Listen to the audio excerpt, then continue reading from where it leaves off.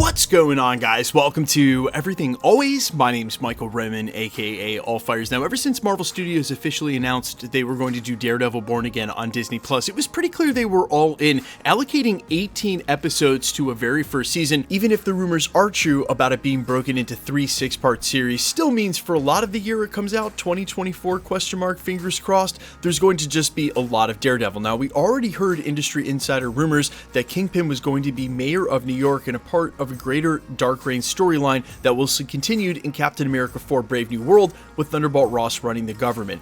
But even though Vincent D'Onofrio's confirmed for the series and going to obviously be the overarching villain, but with 18 episodes, that surely meant there were going to be other villains as well. That's where we pick up today with the most trusted of industry insider sources revealing said first villain for the series, and if true, means it's going to be the most bloody, horrific, and gruesome thing we've ever seen on Disney+. We're going to break down who this villain is, what it means for the series, what he's known for in the comics, and what this means for the future of Disney Plus content. It's actually one of the most exciting updates that we've gotten in quite some time, and doubles down on all those industry insider reports that we were going to see full TVMA and rated R stuff eventually coming from series like Daredevil and Punisher. But first, if you could grab the subscribe button. We do daily Marvel content at the channel, and that's all we do. Everything from official Easter egg breakdowns, trailers, and reviews to the occasional industry insider report and everything in between. So if that sort of thing's for you, hit the subscribe button, leave a comment down below. That will automatically enter you to win our ongoing PS5 giveaway. The next one is just 3 or 4 days away to coincide with the finale of Secret Invasion. Again, all you gotta do, be a sub,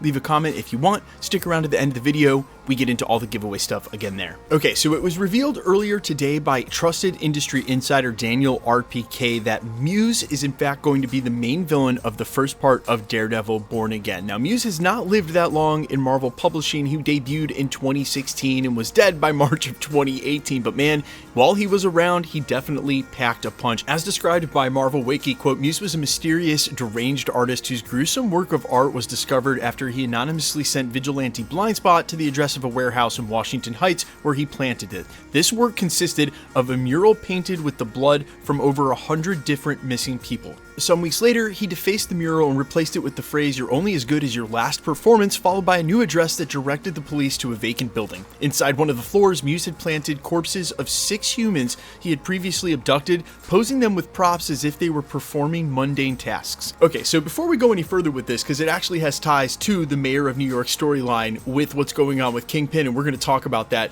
Can you guys see how this might go down in a couple of episodes and why this is going to be absolutely horrific? There's no way to dumb this villain down. Everything about him is the grotesque. Him performing art with people's blood and corpses is the main part of his character. That's what he's built around. There would be no other way to do this. So I'm just don't know if I'm more horrified or impressed that Marvel Studios decided to keep their promise of going all the way, and that this series is still going to have some of that actual visceral violence that we liked so much about those Netflix series. And as I mentioned briefly in the prologue, this is extremely promising for the Punisher series that's said to be in development for John Bernthal to come back. We can expect it to be as violent as the original series. And again, just to be clear, I don't really want violence for violence sake. I'm not a thrasher guy, but I want violence when it does the character justice as it applies to what we read in the comics, and that's just par for the course with characters like Daredevil and Punisher. Now, eventually from that same storyline, again, this run between 2016 and 2018, following the election of Wilson Fisk, quote, as mayor of New York, which we expect to see in the series,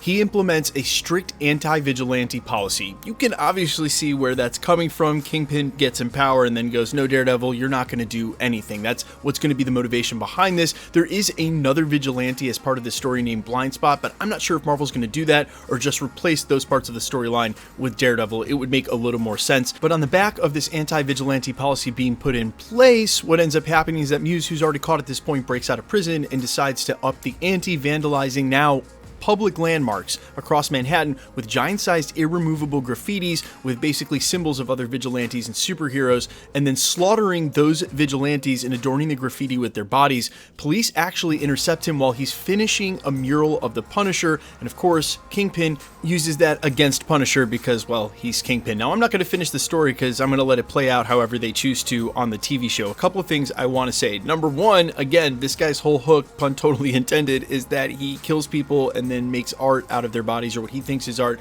It's completely grotesque. and I have no idea what we're going to see on Disney Plus, but you know, that last episode or so of Secret Invasion showed a lot of blood and gore. I mean, graphics straight up impales that guy, and they leave it on the screen, and then you get a really nice thick slushy sound as he removes his branch limb from the middle of that guy's torso. I mean, that's tough, you know. And the second point is that Muse does actually have superpowers in the comics. He has imperceptibility, where his body acts as a quote vortex and can pull in every bit of sensory information around him, making even Daredevil's enhanced senses hard to target him.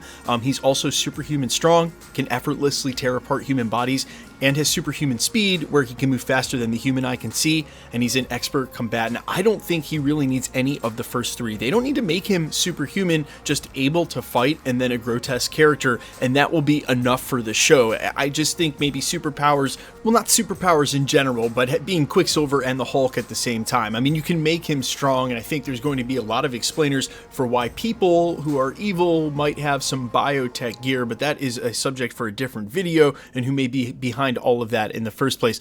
All that said, I am extremely excited about the future of what Marvel Studios is doing. We know Deadpool and Wolverine, now confirmed by some of the cast, is not going to play down its R rating at all. We've already seen some harder than normal stuff on Disney Plus with Secret Invasion. We already saw that as well with Werewolf by Night, a willingness to do a more mature type content. And now with Daredevil and Punisher both promising that as well, it seems like Marvel Studios knows exactly what we kind of want to see as an older and more mature audience watching a lot of this stuff. Also, you got to keep in mind, guys, the future of the Punisher, maybe even Daredevil as well, might be in the supernatural, and it's a lot easier for them to go ahead and tear apart monsters than it is for them to tear apart people, like we now expect Muse to be doing in the opening part of this series. Guys, let me know all your thoughts and comments down below. Again, I don't know if I should be more impressed that they're willing to do this or a little bit shocked that this is the villain they chose for the series, but hey, you know, I get it. They have a lot to live up to with the original Netflix series. Might as well go all in. Let me know your thoughts down below quickly. Let's get into the giveaway stuff before I let you go. All right, still giving away the PlayStations. The next one is this Wednesday when we do the Easter egg breakdown for the finale of Secret Invasion. If you want to be entered to win or for any of the future giveaways, all the same rules will always apply. Hit the subscribe button because you need to be a subscriber, then leave a comment down below. Because it's truly random, the more videos you comment on, the better chance you have of winning. All winners will be announced at the end of videos, the same way we're doing here. The best way to keep up with the content has always been to hit the notification bell with all notifications turned on, and as always, if you like today's video, I'd appreciate it if you'd hit the like button. My name's Michael Roman. You can find me in a couple of places, Instagram and Twitter at I'mFires. You can also find me on Spotify, YouTube, Amazon, Apple, iTunes, under the name AllFires. And while I sincerely appreciate you checking my music out, thanks for checking this channel out. Stick around. We'll be posting again real soon.